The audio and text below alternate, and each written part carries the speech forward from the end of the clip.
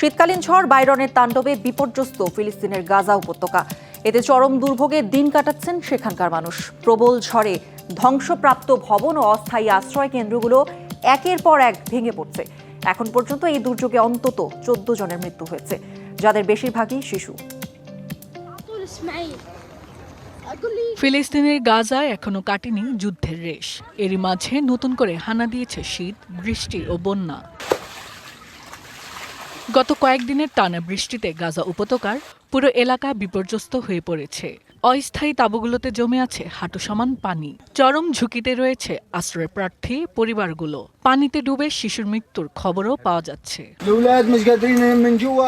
সারা রাত আমরা দাঁড়িয়েছিলাম। ভাবুন তাহলে ছোট শিশুদের কি অবস্থা। খাবার, পানি, তাঁবুসহ সব নষ্ট হয়ে গেছে। স্থানীয় সময় শুক্রবার রাতেও দেখা দেয় প্রবল বর্ষণ সহ ঝড়ো হাওয়া। উত্তর গাজায় বীর আন নাজা এলাকায় ধসে পড়ে একটি বাড়ি, আর রেমাল এলাকায় দেয়াল ধসেও ঘটে হতাহতের ঘটনা। রাতে আমরা বিকট শব্দ শুনতে পেলাম। এখনো চলছে উদ্ধার কাজ। ঝড়ের কারণে পরিস্থিতি আমাদের জন্য আরো কঠিন হয়ে দাঁড়িয়েছে।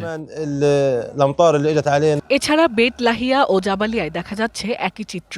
ঝড় ও ভূমিধসে অনেক ক্ষতিগ্রস্ত বাড়ি এখন হুমকির মুখে। ঝড়ের আঘাতে উপকূলীয় এলাকার বড় অংশ ধসে গেছে। সমুদ্রের একেবারে কাছে স্থাপন করা তাঁবুগুলো এখন পরিণত হয়েছে মৃত্যু ফাঁদে।